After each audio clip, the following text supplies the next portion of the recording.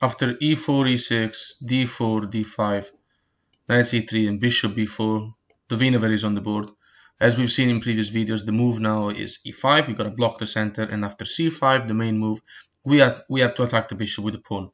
So in previous videos, we went through bishop goes back to a5 and whatever happens next. And we also, in the other video, we went through bishop takes, pawn takes, and then all the swaps variation, take, take, take.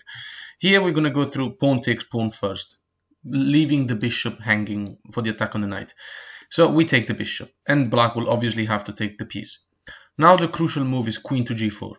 Queen is attacking g7 square. There's plenty of ways to defend it. One of them is knight to e7.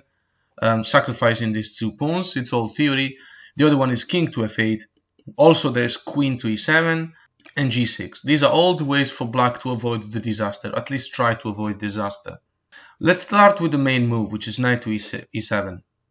This is met by queen takes pawn, and after the only move, well, I mean, we're going to take h7 anyway, but rook goes to g8 is the main move here, developing the rook on an open file.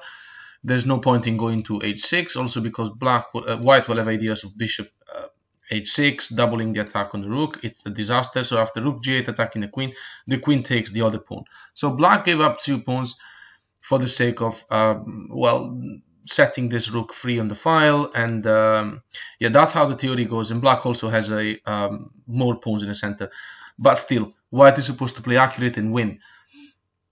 So here now, how does black continue? Can't move the rook without not making much sense. Can't move the knight without losing the rook, because the knight in e7 is the protector of the rook. So after queen to c7, logical move and thematic move in this situation, in the Winawer especially, queen is stuck in the pawn. It's also putting more pressure over this file.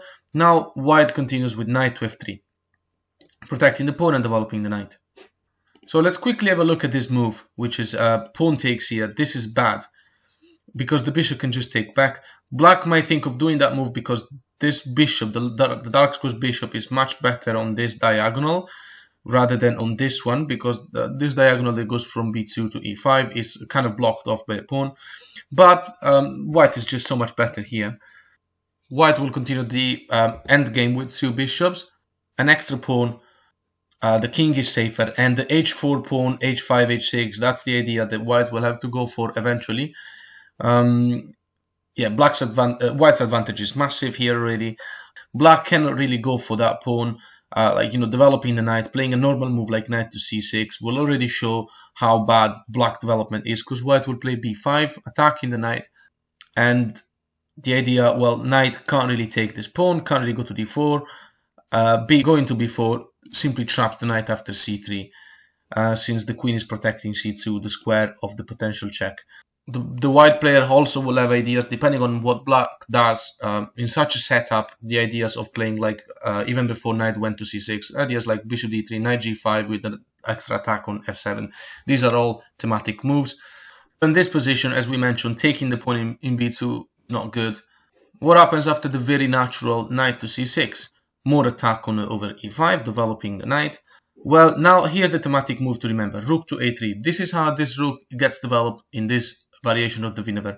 The rook wants to go to c3, pin the knight, develop on an open file, and that is just excellent. There's basically nothing stopping such a lovely, smooth development of the white player.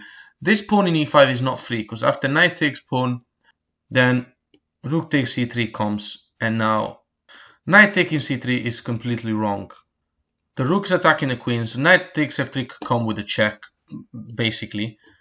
But still, that just improves white's position. Knight takes is met by rook takes. And so now this double attack on f7 is just too strong. And after a move like rook f8, putting more defense over f7, white finishes development with bishop f4, attacking the queen. And the queen will have to go either to d8 or maybe b6, whatever. None of these moves are a problem. Let's say the queen goes to d8. Then simply bishop h6. And now this is game over. Right? Bishop's attacking the rook. If the rook moves, then f7 will be accessible. And if the queen goes to b6, then bishop to d3. Very simple development. And bishop h6 remains an idea. Like queen takes pawn with check is not a problem because of c3, and we're out of danger.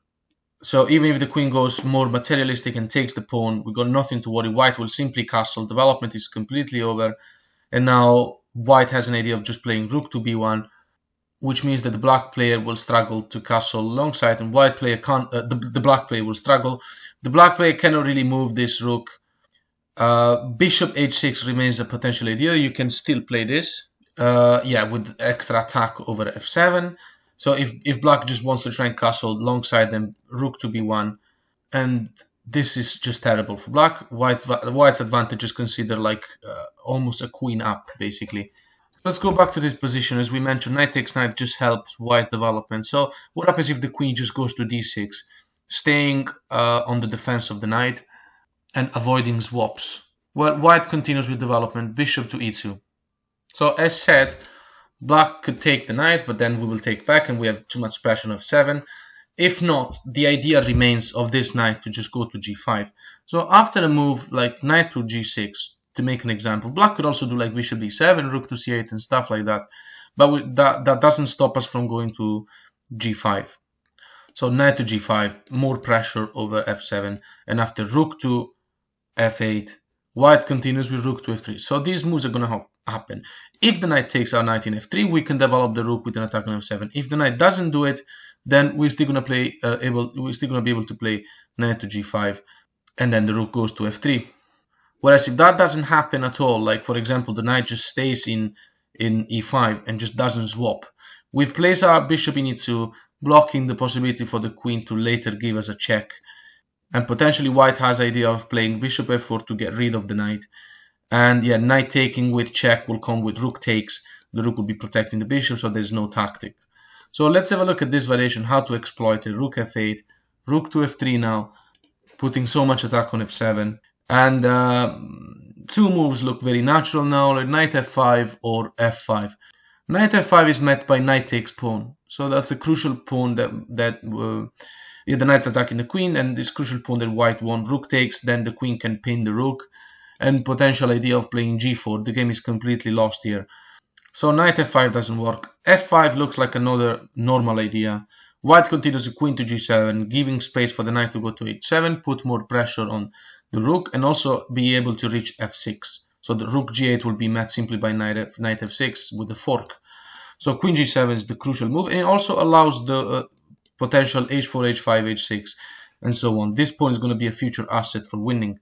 So if rook g8 is played immediately to kick the queen away, then bishop b5 comes with check. Now, either king moves to the only possible square or bishop blocks. There's literally, we're going to be playing the exact same motif. So if bishop d7, queen f7 check, king moves, and now queen takes rook. So we take the rook, but then knight takes back, and now knight f7 check. And whether the king moves e7, e7, doesn't matter, because after taking the queen, we're up material, so the black player will have to take back, and then we finally swap the bishop. We go to a winning endgame. Got two rooks and a bishop against two knight and rook. And we also up a pawn, and we have a passed pawn. It's completely won for white.